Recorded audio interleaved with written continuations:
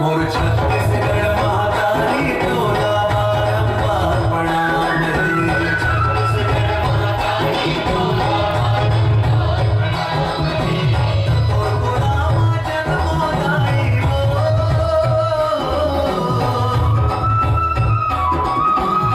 तोर गुलामा जन्मोदाई की मोर अरमान है। हे मोर छत्तीसगढ़ महातारी तोला बारंबार प्रणाम रे। छत्तीसगढ़ महातारी तोला बारंबार प्रणाम रे। तोर गुलामा जन्मोदाई हो,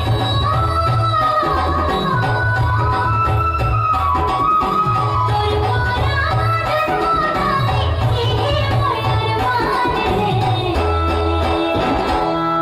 मोर छत्तीसगढ़ महातारी तोला बारंबार प्रणाम रे। मोर छत्तीसगढ़ महातारी तोला बारंबार प्रणाम रे।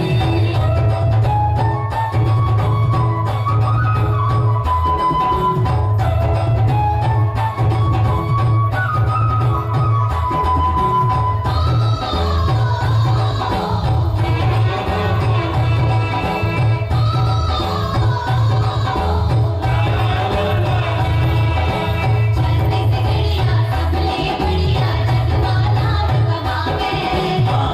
शहर आज विकास के पग पग दुर्लभ भावे।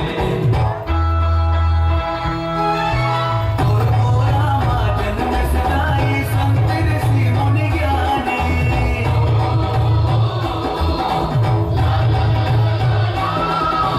तोर गुलामा जन्म सदाई संत ऋषि मुनि ज्ञानी। सदाई वीर सपूत बलिदानी।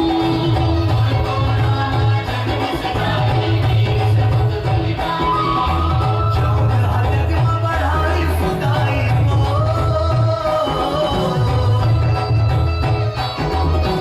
जौन हलग में बढ़ाई खुदाई तोर मान सम्मान है।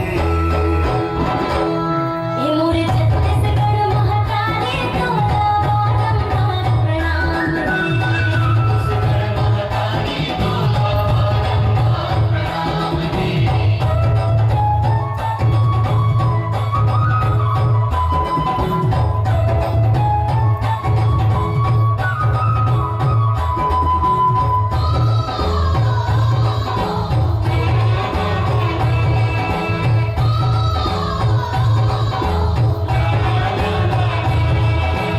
आज गयो मिलगी तोला लक्ष्मण सीताराम। गरम गरम बल जीत जिमिया सतनारी सतराम। तोर गुलामा जन्म सहावे भक्ति न समझे जानी हो।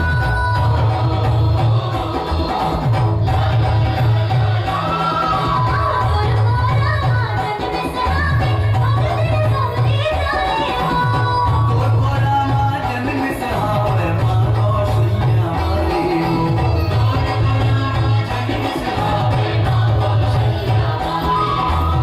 तोर गुलामा रे मोर भैया हो।